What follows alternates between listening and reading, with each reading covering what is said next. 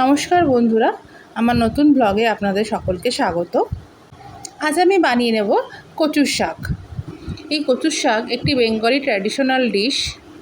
এটা আপনারা হয়তো অনেকেই বানিয়ে থাকেন, তাও আমি মনে করলাম যে আমি কিভাবে এটি বানাই সেটা আপনাদের সাথে শেয়ার করি।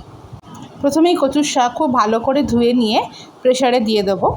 এরপর এতে দিয়ে দেবো নুন, সামান্য লেবুর রস দিলে কচুর শাক খেলে যে গলা ধরে যাওয়ার একটা সমস্যা হয় সেটা হয় না। আর দিয়ে দেবো ছোলা।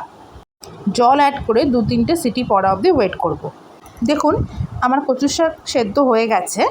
এবার কড়াইয়ে সর্ষের তেল অ্যাড করে এতে দিয়ে দেবো কালো জিরে ও শুকনো লঙ্কা ফোড়ন।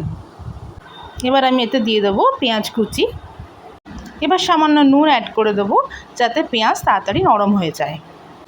এবার দিয়ে দেবো সামান্য পরিমাণে গ্রেট করে রাখা রসুন। আপনারা এটা আপনাদের আন্দাজ মতো দেবেন। পেঁয়াজ একটু ভাজা হয়ে গেছে, এবার এতে আমি দিয়ে দেবো সেদ্ধ করে রাখা কচুর শাক ও ছোলা।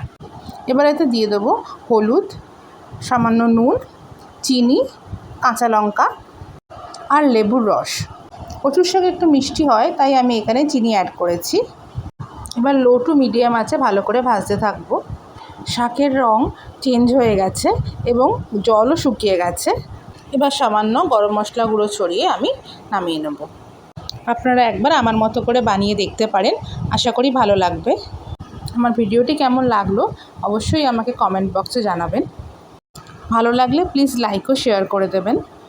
আর এই রকম নিত্য নতুন ভিডিওর আপডেট পেতে প্লিজ আমার পেজটিকে ফলো করবেন। আমার ভিডিওটি আজকে আমি এখানেই শেষ করলাম। আবার আপনাদের সঙ্গে দেখা হবে নতুন ভিডিও নিয়ে। সকলে ভালো থাকবেন, সুস্থ থাকবেন। ধন্যবাদ।